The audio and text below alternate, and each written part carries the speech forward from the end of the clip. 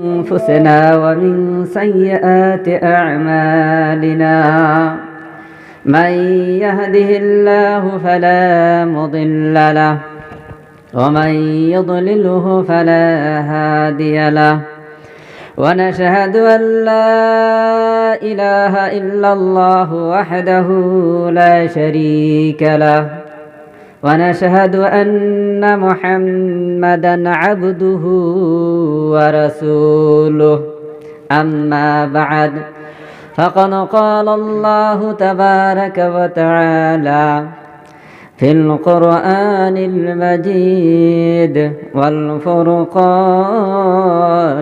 الحميد أعوذ بالله من الشيطان الرجيم بسم الله الرحمن الرحيم كل نفس ذائقة الموت وإنما توفون أجوركم يوم القيامة فمن زحزح عن النار وأدخل الجنة فقد فاز وما الحياة الدنيا إلا متاع الغرور. وقال الله تعالى في موضع آخر بسم الله الرحمن الرحيم يا أيها الذين آمنوا ما لكم إذا قيل لكم انفروا في سبيل الله اثاقلتم إلى الأرض أرضيتم بالحياة الدنيا من الآخرة فما متاع الحياة الدنيا في الآخرة إلا قليل. وقال النبي صلى الله عليه وسلم كن في الدنيا كأنك غريب أو عابر سبيل. সম্মানিত সুযোগ্য ও সুনামধন্য এবং সুপরিচিত এই সবার সভাপতি সাহেব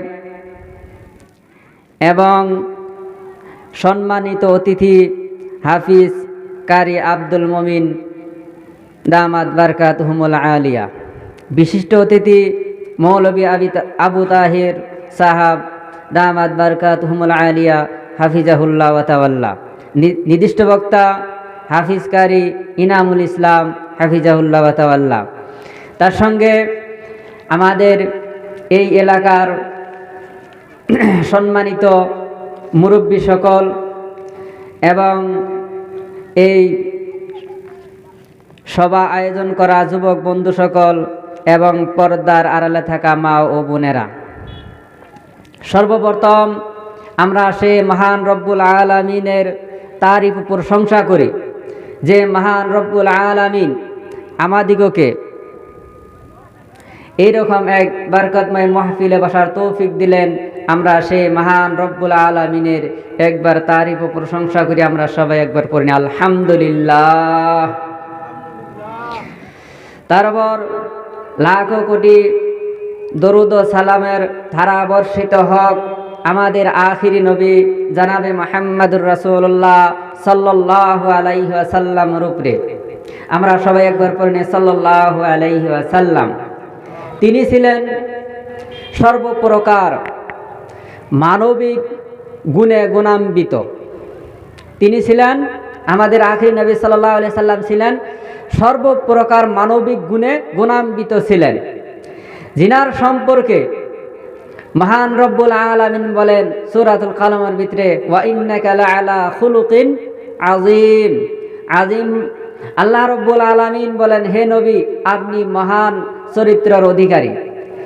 কিছু বলেন মুফাসসিরে কেরাম তো এই আয়াতের তাফসীর লিখতে যায় তারা কলম ধরে বহু সময় ভাবছে যে আল্লাহ রব্বুল আলামিন যদি আজিম শব্দ ব্যবহার করে অর্থাৎ মহান শব্দ ব্যবহার করে তাহলে আমরা বান্দা হয়ে কি শব্দ ব্যবহার করব? যদি আল্লাহ বলে মহান চরিত্রের অধিকারী, তাহলে তার চরিত্র কত ভালো ছিল। আল্লাহ যদি বলেন মহান চরিত্রের অধিকারী, তাহলে তার চরিত্র কত ভালো হবে। সেই নবীর বহুত কিছু গুণ রয়েছে। একটি কি হলো কি, কয়েকটি গুণ আপনাদের সম্মুখে বলি আর কি, তারপরে আমার বিষয়বস্তুর দিকে যাবো আর কি। যে তিনার কয়েকটি গুণ ছিল। একটি হলো তাইসিরুল কালাম, বাগ বিতন্তা, অর্থাৎ কথাবার্তা কোয়ার তার আদব। তাইসিরুল কালাম অর্থাৎ কথা কোয়ার আদব। তিনি সব সময় শুদ্ধ ও মার্জিত ভাষায় কথা বলতেন, সব সময় শুদ্ধ ও মার্জিত ভাষায় কথা বলতেন। আর শ্রোতা তার দিকে দ্রুত আকৃষ্ট হতো। শ্রোতা তার এই শুদ্ধ মার্জিত ভাষা শুনেই শ্রোতা তার দিকে পাগল হয়ে যেত, আকৃষ্ট হতো। আর তাকেই তারা বলতো যে জাদু, যে মুহাম্মদ সাল্লাল্লাহু আলাইহি সাল্লাম কি করছে, জাদু করছে। কিন্তু তিনার যে এই শুদ্ধ ভাষাতে মানুষ কি হতো, তার দিকে আকৃষ্ট হতো, দ্রুত আকৃষ্ট হতো। তার সব সময় কি শুদ্ধভাবে বিশুদ্ধভাবে কথা বলতেন। তারপর হলেন আয-যাহিকু ওয়াল বাকা, হাসি ও কান্দা। আল্লাহ নবী সাল্লাল্লাহু আলাইহি সাল্লাম হাসতেন, কি করতেন, হাসতেন, কোন মিষ্টি হাসতেন, মৃদু হাসি হাসতেন, কিন্তু অট্র হাসি কোনো সময় হাসতেন না। যাকে আমরা হা হা হাসি বলি, যাকে আমরা কি মিষ্টি হাসি বলি, আর জোরে হাসি, খলখলায়া হাসি বলি আমরা। যে নবী করিম সাল্লাল্লাহু আলাইহি সাল্লাম মিষ্টি হাসি হাসতেন, কিন্তু খলখলায়া হাসি হাসতেন না। আর কোনো সময় হালকা ও পাতলা রসিকতা করতেন, ফুর্তিও করতেন। যে হযরত আয়েশা সিদ্দিকা রাদিয়াল্লাহু তাআলা আনহার এক বৃদ্ধা খালা নবী করিম সাল্লাল্লাহু আলাইহি সাল্লামের কাছে এসে বললেন, হে মুহাম্মদ সাল্লাল্লাহু আলাইহি সাল্লাম, আপনি আমার জন্য দোয়া করেন যাতে আল্লাহ আমাকে জান্নাত দেন। তখন মুহাম্মদ সাল্লাল্লাহু আলাইহি সাল্লাম বললেন যে বুড়ি মানুষ তো কখনো জান্নাতে যাবে না। কি বলছিল, যে বুড়ি মানুষ কখনো জান্নাতে যাবে না। তখন আয়েশা রাদিয়াল্লাহু তাআলা আনহা বললেন যে তাদের দোষ কি, বুড়ি মানুষ জান্নাতে যাবে না, তাদের দোষ কি? তখন নবী করিম সাল্লাল্লাহু আলাইহি সাল্লাম বললেন, হে আয়েশা, তুমি কি কোরআন পড়ো নাই? ইন্না আনশানাহুন্না ফাজআলনাহুন্না ইন্না আনশানাহুন্না ফাজআলনাহুন্না আবকারা উরুবান আতরাবা। যে তাদেরকে আমি কি বিশিষ্টভাবে খুব সুন্দরভাবে বানিয়েছি। আর তাদেরকে কি বানাইছি, চিরকুমারী সাদা সোহাগিনী। তাদেরকে আমি কি বানাইছি, সুন্দর করে বানাইছি, এবং তাদেরকে চিরকুমারী বানাইছি, এবং তাদেরকে আমি সাদা সোহাগিনী। আর অন্য বর্ণনায় আছে যে নবী করিম সাল্লাল্লাহু আলাইহি সাল্লাম বলছেন যে যখন মানুষ জান্নাতে যাবে তখন সবেরই বয়স 30 থেকে 33 বয়স হয়ে জান্নাতে প্রবেশ করবে। এরকম নবী করিম সাল্লাল্লাহু আলাইহি সাল্লাম তার কি করতেন, মানুষের সঙ্গে করতেন আর কি, কিছু হাসাহাসি বা রসিকতাও করতেন আর কি। এরকম এক ব্যক্তি নবী করিম সাল্লাল্লাহু আলাইহি সাল্লামের কাছে এসে বললেন, ইয়া রাসূলুল্লাহ, আমি একজন কি মুসাফির মানুষ, আমি একজন মুসাফির মানুষ, আমার সোয়ারির প্রয়োজন, তে আপনি একটি আমাকে সোয়ারি দেন। তখন নবী করিম সাল্লাল্লাহু আলাইহি সাল্লাম সে সাহাবীদেরকে বললেন যে তাকে একটি দাও, উটের বাচ্চা দাও। তখন সে বললো যে আমি উটের বাচ্চা দিয়ে কি করবো, আমি সোয়ার হয়ে যাবো, আমি মুসাফির মানুষ, বহু দূরের রাস্তা যাওয়া লাগবো। তখন নবী করিম সাল্লাল্লাহু আলাইহি সাল্লাম বললেন যে প্রত্যেক উটেরই বাচ্চা, প্রত্যেক উটেরই বাচ্চা, যেগুলো উট বড় হয়েছে ওগুলো তো উটেরই বাচ্চা নাকি, গরু তো গরুর বাচ্চায়। এরকম কিছু রসিকতা করতেন। তারপর হলো উসলুবুন কাযাম্মিল গাইজ, রাগ দমন করার ক্ষমতা, রাগ দমন করার ক্ষমতা। যে নবী করিম সাল্লাল্লাহু আলাইহি সাল্লাম তিনি আর কি রাগ দমন করতেন। আর হাদিসে বলছেন, লাইসা শাদীদু বিসুরআতিন আল্লাযী ইয়ামলিকু নাফসাহু ইনদাল গাযাব। যে বীর বা পলওয়ান ওই ব্যক্তি না যে রাগের সময় মানুষকে উল্টা পাল্টাইয়া দেয়। বীর হলে সেই ব্যক্তি, পলওয়ান হলে সেই ব্যক্তি যে রাগের সময় নিজেকে কন্ট্রোল করে রাখতে পারে, সেই হলো আর কি প্রাকৃতিক বা আসল বীর বা আসল পলওয়ান। নবী করিম সাল্লাল্লাহু আলাইহি সাল্লাম তার কি রাগ ক্রোধকে দমন করার অপূর্ব ক্ষমতা তার ভিতরে ছিলেন। তারপরে হলেন আশ-শুজাআতু ওয়াস-সাবর, ধৈর্য এবং সাহস। ধৈর্য এবং সাহসের তিনি এক পাহাড় ছিলেন। যে মাদিনী, তার জীবন দুইটা, একটা হলো মাক্কি জীবন আর একটা হলো কি মাদিনী জীবন। আমরা সবাই জানি যে তিনার মাক্কি জীবনে নানান ধরনের বালা, নানান ধরনের মুসিবত পেরেশানি, তাও কোনোদিন তিনা অধৈর্য হতেন না।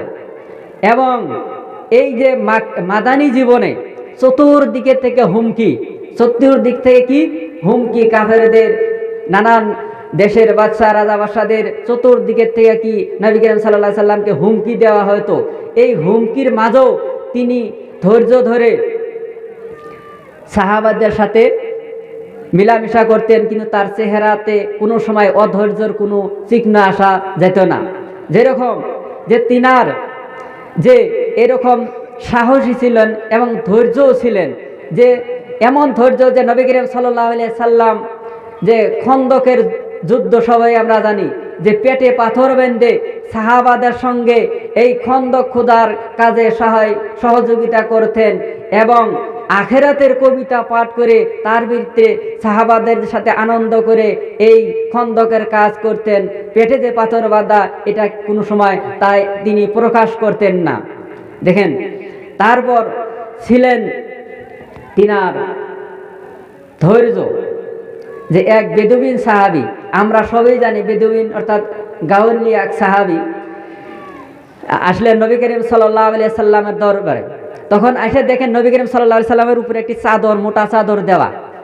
তখন সে ব্যক্তি নবী করিম সাল্লাল্লাহু আলাইহি সাল্লামের চাদর ধরে এরকম হেঁচকা একটি টান দিলেন, যে টান দেওয়ার ফলে, এই হেঁচকা টান দেওয়ার ফলে যে সেই বেদুইনের বুকে যায় পড়লেন নবী করিম সাল্লাল্লাহু আলাইহি সাল্লাম। আনাস বলতেছেন, তারপরে আনাস রাদিয়াল্লাহু তাআলা আনহু বললেন যে আমি তার ঘাড়ের দিকে লক্ষ্য করলাম যে তার হেঁচকা টান দেওয়ার ফলে তার ঘাড়ে কি নবী করিম সাল্লাল্লাহু আলাইহি সাল্লামের ঘাড়ে একটা দাগ পড়ে গেছে।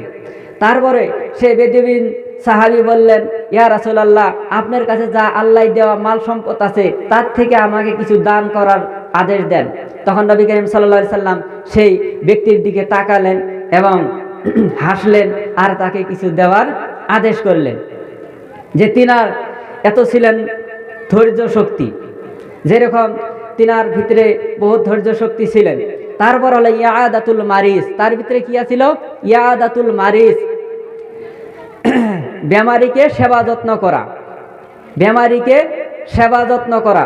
নবী করিম সাল্লাল্লাহু আলাইহি সাল্লাম যদি কারো বেমারের খবর পেতেন তখন তার কাছে যেতেন এবং তাকে সান্ত্বনা দিতেন, তার কি করতেন? তার জন্য দোয়া করতেন। তাকে অসন্তুষ্টি করতেন না, তাকে ভয় দেখাতেন না যে বেমারি হয়েছে, যা বলে না যে তোমার কাম শেষ, তুমি আর বাঁচবা না, এরকম তাকে ভয় দেখানো, তাকে কি সান্ত্বনা দিছে, তার জন্য দোয়া করছে। একদিন তার কাজের ছেলে, ইহুদি ছেলে, তার যখন বেমার হয়, বেমারের সময় নবী করিম সাল্লাল্লাহু আলাইহি সাল্লাম তার পাশে গেলেন, যা বসলেন, তার খবর করলেন, পর্যবেক্ষণ নিলেন বেমারের। নেওয়ার পর নবী করিম সাল্লাল্লাহু আলাইহি সাল্লাম সেই ইহুদি ছেলেকে বললেন, তুমি কি করো? ইসলাম গ্রহণ করো। এই ছেলের পাশে বসা ছিলেন তার বাবা। তার বাবা এই কথা শুনে বললেন, আতা আবান আল কাসিম, তার ছেলেকে ইশারায় বলে আতা আবান আল কাসিম, আতা আবাল কাসিম, যে তুমি আবুল কাসিম অর্থাৎ মুহাম্মদ সাল্লাল্লাহু আলাইহি সাল্লামের অনুসরণ করো, তার কথা মেনে নাও। তখন সেই ব্যক্তি, সেই ছেলে ইসলাম গ্রহণ করলেন। তারপরে আল্লাহ নবী সাল্লাল্লাহু আলাইহি সাল্লাম আল্লাহর প্রশংসা আদায় করেন, আলহামদুলিল্লাহিল্লাযী আনকাযা বিহি মিনান নার। যে নবী করিম সাল্লাল্লাহু আলাইহি সাল্লাম বলেন যে সমস্ত প্রশংসা সে আল্লাহর জন্য, যে আল্লাহ রব্বুল আলামিন আমার মাধ্যমে এই একে কি জাহান্নাম থেকে বাঁচালেন।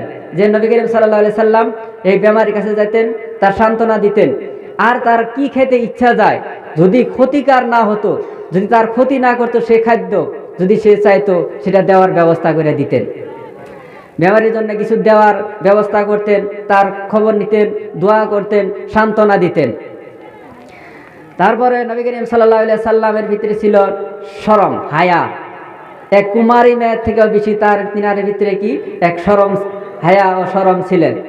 যাই হোক, আমি আমার বিষয়বস্তুর দিকে যাচ্ছি, তাই আমরা সে নবীর প্রতি আরো একবার দরুদ ও সালাম করি। আমরা সবাই একবার করে নেই সাল্লাল্লাহু আলাইহি ওয়াসাল্লাম।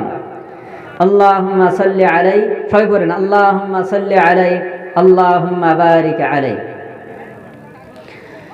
তারপরে সবাই দরুদ ইব্রাহিম একবার পড়েন, আল্লাহুম্মা সাল্লি আলা মুহাম্মাদিন কামা সাল্লাইতা আলা ইব্রাহিম ওয়া আলা আলি ইব্রাহিম ইন্নাকা হামিদুম মাজিদ। আল্লাহুম্মা বারিক আলা মুহাম্মাদ কামা বারাকতা আলা ইব্রাহিম ওয়া আলা আলি ইব্রাহিম ইন্নাকা হামিদুম মাজিদ। যাই হোক, আমি 2টি আয়াত পড়েছি। 4 নম্বর পারা থেকে একটি আর 10 নম্বর পারা থেকে একটি আয়াত পড়ছি, আর একটি হাদিসে নববী পেশ করেছি। এই 2টি আয়াত সম্মুখে রেখে সামান্য সময় আর কি আপনাদের সময় নষ্ট করুন। আর আপনাদের তার বিরক্ত তো লাগে না, নাকি লাগে? বিরক্ত লাগে কি? যাই হোক, সুর টুর গুলো আমরা এরকম যে সুরের আশা করলে হবে না, সুরের আশা করবেন না, কোরআন হাদিসের লক্ষ্য করবেন আর কি। যাই হোক, যে আমি আপনাদের সম্মুখে 2টি আয়াত পড়ছি। মানুষের কয়েকটি স্তর আছে, এই স্তর কয়েকটি সম্পর্কে আমি আলোচনা করি। যখন ইহকালীন জীবন, বারজাখী জীবন, আখেরাতের চিরস্থায়ী জীবন। আপনারা মনে রাখবেন, ইহকালীন জীবন মনে রাখছেন, শুনছেন কি কি বলছে? ইহকালীন জীবন অর্থাৎ দুনিয়াবী জীবন। আর একটা কি আছে? বারজাখী জীবন। আর একটা বিশ্লেষণ বলছি। তারপরে আর একটা হলো আখেরাতের চিরস্থায়ী জীবন। এই 3টা। যাই হোক, আমরা এখন বর্তমান কয় নম্বরে আছি? পৃথিবীর ইহকালীন জীবনে আছি, তাই না? ইহকালীনে আছি। যাই হোক, আমরা প্রথম ছিলাম কোথায়? আলেমে আরওয়াহ, রুহু জগতে, তাই না? একদিনে তো আমাদের সবে রুহ সৃষ্টি করে ওখানে রাখছে। কত বছর আছিলাম সে আল্লাহ জানে আর কি। যাই হোক, তারপরে দুনিয়া পাঠাইছে। তারপরে ছিলাম কোথায়? মার গর্ভে কিছুদিন ছিলাম, তাই না? এখন আছি কোথায়? পৃথিবী ইহকালীন জীবনে।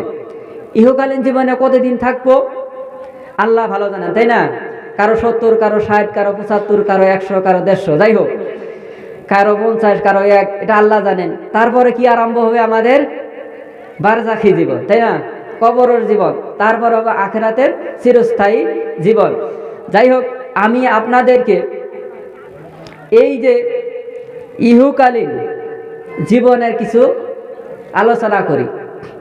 এই যে ইহকালীন যে আমাদের জীবন, এই দুনিয়াবী জীবন, আল্লাহ রাব্বুল আলামিন বাইতুল আনকাবুত বলছেন। কি বলছেন? বাইতুল আনকাবুত, মাকড়সার ঘর। এই পৃথিবীটা কিসের সাথে আল্লাহ বলছেন? এই পৃথিবীর জীবনটা কার সাথে তুলনা করছে? মাকড়সার ঘর। খালি একটি জোরে বাতাস আসলে কি হবে? শেষ না থাকে। মাকড়সার ঘর, যদি একটি জোরে বাতাস লাগে থাকে না যায়? থাকে জায়গা, তাই না? এই আমাদের এই পৃথিবীটা এইরকম।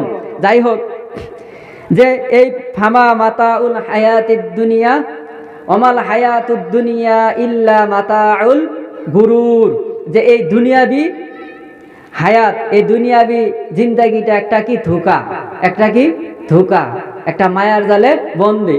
যাই হোক, তাই বলছে যে দুনিয়া মে আনা হয় জানে কে লিয়ে, দুনিয়া মে আনা হয় জানে কে লিয়ে।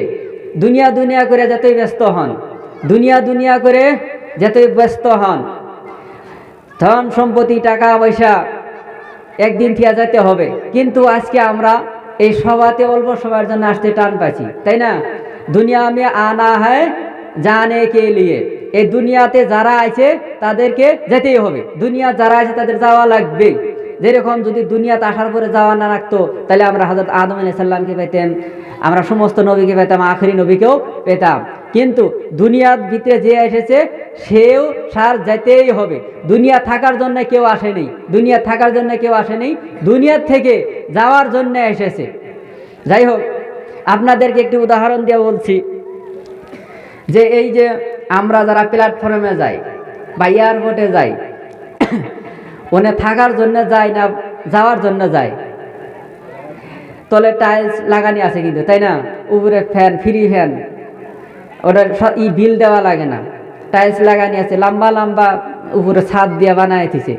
ওখানে যে বসে আছে যায় তাকে জিজ্ঞাসা কোথায় যাবে? ওখানে যত মানুষ বসে আছে, কেউ তো চেন্নাই যাব, কেউ নেপাল যাব, কেউ মুম্বাই যাব, কেউ কর্ণাটক যাব, কেউ চোখ অপারেশন করে যাব। ওখানে যত মানুষ গেছে সব কে দেশ ছাড়ার জন্য যা ওখানে একত্রিত হয়েছে। ওখানে যা যদি কেউ বলে যে আমি এখানে আছি, এখান থেকে যাব না, কিন্তু ওখানে যেই গেছে সেই কি বেলেগ দেশে চলে গেছে।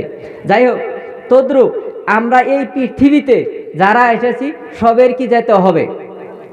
আর শেখ সাদির একটা কবিতা আছে যে পৃথিবীর সমস্ত নিশা যদি একখানে করা হয়, যাই ফার্সিটা আমি বলছি না, তর্জমা করছি, যে দেখেন কোনো ব্যক্তি এখন মদ খাইছে, সকালে নিশা ভেঙে যাবে, তাই যাবে না? কোনো ব্যক্তি সকালে হিরোইন খাইছে, বিকালবেলা নেশা থাকবে না। কেউ সন্ধ্যার টাইমে গাঞ্জা খাইছে, সেই গাঞ্জার নেশা খানিক পরেও শেষ হয়ে যাবে। যাই হোক, এই পৃথিবীটা এমন একটি নেশা যে এই নেশাতে যে পড়েছে, এই পৃথিবীর মায়াত, এই পৃথিবীর নেশার যে পড়েছে সেই নেশা আর ভাঙ্গে না, মৃত্যু পর্যন্ত নেশা থেকে যায়। এই নেশা আর কখনো ভাঙ্গে না, এই নেশা মৃত্যু পর্যন্ত থেকে যায় আর কি। যাই শুনতেছেন তো, তাই না? শুনতেছেন আপনারা যে পৃথিবীর যত নেশা আছে, হিরোইন আছে, গাঁজা আছে, মদ আছে, ট্যাবলেট আছে, ইঞ্জেকশন আছে, সব পেরে নেশা ধরে আবার নেশা ছেড়ে দেয়। কিন্তু এই পৃথিবীর নেশা যাক ধরে মৃত্যু পর্যন্ত ছাড়ে না। যাই হোক, একজন দার্শনিকের স্বপ্ন আপনাদেরকে বলছি, এটা আমাদের মতো জদাই মাদাই ব্যক্তির স্বপ্ন না। যে এক ব্যক্তি স্বপ্নে দেখতেছে যে বড় একটা বস্তা নিয়ে দাঁড়ায় আছে, এদিকে খেয়াল করবেন আর কি, বড় একটি বস্তা নিয়ে দাঁড়ায় আছে, আর গ্রামের অঞ্চলের সমস্ত মানুষ সে বস্তার ভিতরে কি করছে, সোনা দিছে, টাকা দিছে, পয়সা দিছে, ধান চাল যত সয় সম্পদ আছে সব কিছু যে যা পারছে বস্তার ভিতরে দিচ্ছে, কিন্তু বস্তার ভর্তি হয় না। কি বলছি যে সে বস্তার ভর্তি হয় না। তখন এক বুড়া ব্যক্তি লাঠি ভর দিয়ে কেঁপতে কেঁপতে আইসে লাঠি থুলো, থর পরে এরকম আর কি 3 মুষ্টি বিসমিল্লাহ কয়া এক মুষ্টি দিলেন, বিসমিল্লাহ রহমান রহিম এক মুষ্টি মাটি দিলেন, তারপর আবার এক মুষ্টি এরকম নেয় বিসমিল্লাহ কয়া বস্তার ভিতরে দিলেন, তারপর আবার 3য় মুষ্টি মাটি বিসমিল্লাহ কয়া বস্তার ভিতরে দেওয়ার পরে সে বস্তা ভর্তি হয়ে গেল, সে বস্তা ভর্তি হয়ে গেল। এই স্বপ্ন ভাঙ্গার পরে সেই ব্যক্তি তার উস্তাদকে যা বলল যে হে আমার উস্তাদ, যে আমি স্বপ্নে দেখি যে আমি বস্তা নিয়ে দাঁড়ায় আছি, গ্রামের সমস্ত মানুষ আমার বস্তার ভিতরে মাল ঢালে কিন্তু আমার বস্তা ভর্তি হয় না। এক বৃদ্ধ ব্যক্তি কেবে কেবে এসে বিসমিল্লাহ 3 বার বিসমিল্লাহ কয় 3 মুষ্টি মাটি আমার বস্তার ভিতরে দিলে আর বস্তা ভর্তি হয়ে গেল। তখন তার উস্তাদে বললেন যে এটা যে কোনো ব্যক্তিকে যদি এরকম এক আসামটা দেওয়া হয়, সে ভাববে যে আরও একটা যদি পাই, যখন কবরের মাটি যখন দেয়া হবো তখন তার পেট ভরবে, তাই ভরবে না? পৃথিবীর মানুষ যেত হয় পেট ভরে কি, একটা হয়েছে আর একটা লাগে, 10টা হয়েছে 11টা লাগে, 11টা হয়েছে 12টা লাগে। যখন কবরে বিসমিল্লাহ কয় মাটি দেয় তখন বলে সব পেট ভরে যায়, সব নিশাও শেষ, দুনিয়াও শেষ, সব কিছু শেষ।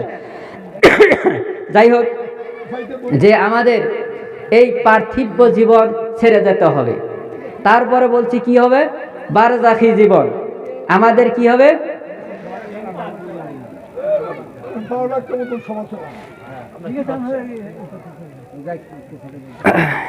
তারপরে হলে কি বারজাখি জীবন, এই ইহকালীন জীবন শেষ, জায়গার সংক্ষিপ্ত বললাম আর কি।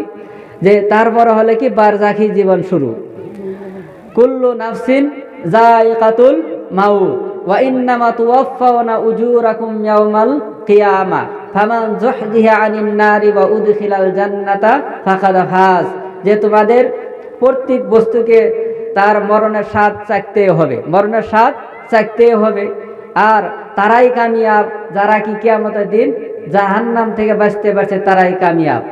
আমরা যে এই দিকে এত ডাকি, ধর্মসভার দিকে ডাকি, মসজিদের দিকে ডাকি, তারপরে নানান ভালো কামের দিকে ডাকি, কিন্তু মানুষকে পাওয়া যায় না। আল্লাহ তাই বলছে ইয়া আইয়ুহাল্লাযীনা আমানু, হে ঈমানদার, মা লাকুম, তোমাদের কি হয়েছে, ইযা কিলা লাকুম ইনফিরু ফি সাবিলিল্লাহি ইত্তাকালতুম ইলাল আরদ, যখন তোমাদেরকে আল্লাহর রাস্তার দিকে আহ্বান করা হয়, অর্থাৎ আল্লাহর কামের দিকে, আল্লাহর বাণীর দিকে আহ্বান করা হয়, তোমরা কি করো, জমিনকে আঁকড়ায়া ধরো।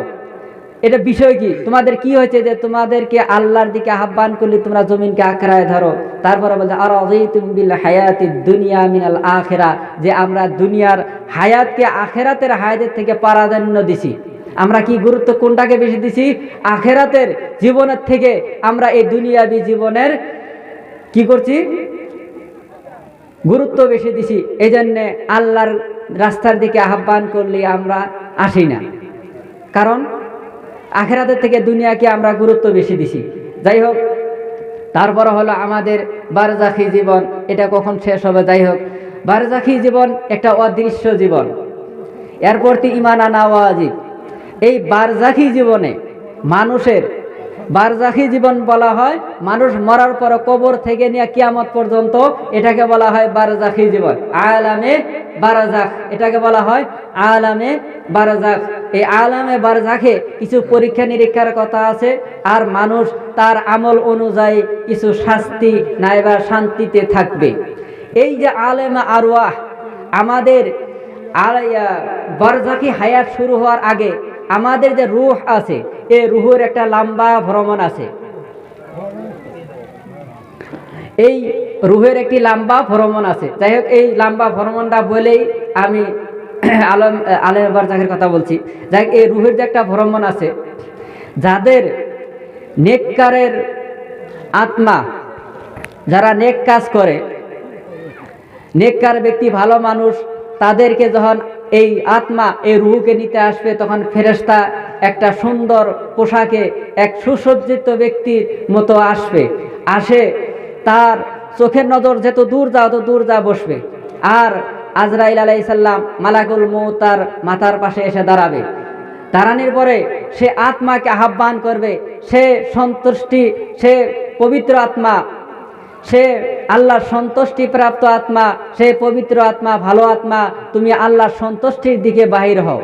তখন সে আত্মা এমনভাবে বাইর হবে যেরকম কলসের মুখ দিয়ে পানি বাইর হতে কোনো কষ্ট হয় না। কলসের মুখ দিয়ে পানি বাইর করতে কোনো কষ্ট হয় কি? কোনো কষ্ট হয় না। ওই রকম এই মুমিনের, এই নেককারের আত্মা বাহির হয়ে আসবে, আর তখন একটা সুগন্ধি বাইর হবে, আর আসমানের সমস্ত দরওয়াজাকে খুলে দেওয়া হবে। আর এই দরওয়াজার প্রত্যেক দরওয়াজাতে যে অধিবাসী ফেরেশতাগণ আছে, তারা সবাই আহ্বান করবে যে এটা কার রূহ, কার আত্মা। তখন এই পৃথিবীতে যে নাম ধরে ডাকা হতো, সেই নামে বলবে অমকের ছেলে, অমকের আত্মা। এই তখন তারা সবাই বলবে এই পবিত্র আত্মা, এই ভালো আত্মা যাতে আমাদের পাশ দিয়ে নেওয়া হয়। তখন এই যে জান্নাতের আসমানের দরজা খুলে দিবে, প্রত্যেক দরজার অধিবাসী ফেরেশতারা তারা বলবে সে আত্মা আমাদের পাশ দিয়ে যাতে নেওয়া হয়, আমাদের পাশ দিয়ে যাতে নেওয়া হয়। তখন এই আত্মাকে নিয়ে কোথায় লেখা হবে? ইল্লিনে লেখা হবে। তার আত্মাকে ইল্লিনে জায়গা দেওয়া হবে, আর তখন তার সেই আত্মাকে আবার সেই মুর্দার রুহে পাঠানো হবে। পাঠানো হওয়ার পরে তাকে জিজ্ঞাসা করা হয়, মান রব্বুক, তোমার রব কে, তোমার দিন কি, তোমার নবী কে, মুহাম্মদ সাল্লাল্লাহু আলাইহি সাল্লামের বিষয়ে প্রশ্ন করা হবে। তখন এই নেককার আত্মা এই তিনটা প্রশ্নের জবাব দিবে। তখন সেই আত্মাকে কি আবার ইল্লিনে রাখা হবে। যাই হোক, তারপরে হলো নেককারের আত্মা, বদকার পাপিষ্ঠ ব্যক্তির আত্মা। এই পাপিষ্ঠ ব্যক্তির আত্মা বাহির করার জন্য এমন ফেরেশতা আসবে, বিচ্ছিত স্রোত, খুব ভয়ানক স্রোতে আসবে, আসে তার চোখের নজর যত দূর যা অত দূর ফাঁকে বসবে। বসার পর এই মালাকুল মউত অর্থাৎ আজরাইল আলাইহিস সালাম তার মাথার পাশে দাঁড়াবে। দাঁড়ানোর পরে বলবে, হে পাপিষ্ঠ আত্মা, হে অপবিত্র আত্মা, তুই বাহির হয় আল্লাহর অসন্তুষ্টির দিকে এবং আল্লাহর গজবের দিকে বাহির হয়। তখন যখন এই আত্মা বাহির হতে চাবে না, এদিক ওদিক ছোটাছুটি করবে, যখন এই আত্মাকে বাহির করা হবে, তার সকল শিরা উপশিরায় ছিন্ন বিচ্ছিন্ন হয়ে যাবে, আর তখন এই মরা পশুর মতো একটা দুর্গন্ধ বাহির হবে। একটা মরা পশুর যেরকম দুর্গন্ধ বাহির হয়, তখন দুর্গন্ধ বাহির হবে। আর তখন ফেরেশতা বলবে, কার আত্মা? তখন বলবে অমুক ব্যক্তির অমুকের আত্মা। তখন এই যে আসমানের দরওয়াজাগুলি বন্ধ করে দেওয়া হবে, আর বলা হবে এই যে অধিবেশী যত ফেরেশতা রয়েছে সমস্ত ফেরেশতা আবদার করব যে এই পাপিষ্ঠ আত্মা, এই অপবিত্র আত্মা যাতে আমাদের পাশ দিয়ে না নেওয়া হয়। তখন সেই আত্মাকে সিজ্জিনে লেখা হবে। লেখার পর তাকে আবার সেই আত্মাকে ওই মুর্দা রুহে দেওয়া হবে। দেওয়ার পরে তিনটি সওয়াল জবাব দিবে, সে পারবে না। কিন্তু যখন আত্মাকে দেওয়া হবে, তার যে কবরে কাফন দাফন করার যে ব্যক্তিগুলি রাখা হবে, তাদের জুতার শব্দ পর্যন্ত শুনবে। কিন্তু মানুষে ওই ব্যক্তি, এই যে মানুষগুলো ছিল, তাদের জুতার আওয়াজ পর্যন্ত শুনবে। আর তখন তার শুরু হলো বারজাখী জীবন, কবরের আযাব।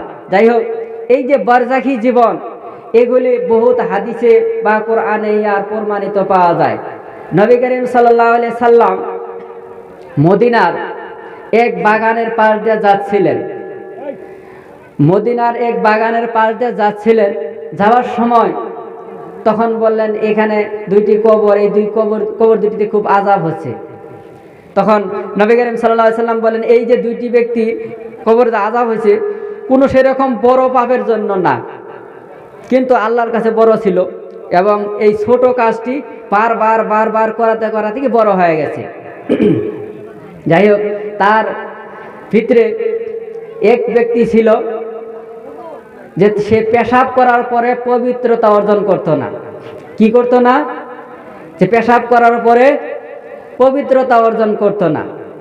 আর একটি ব্যক্তি ছিল যে সে গীবত করত। সে ব্যক্তি কি করত?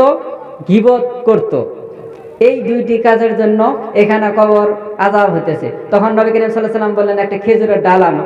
ডাল এনে মাঝখানে চির করে দুটো গেড়ে দিলেন। তখন সাহাবারা জিজ্ঞাসা করলেন কেন দিলেন?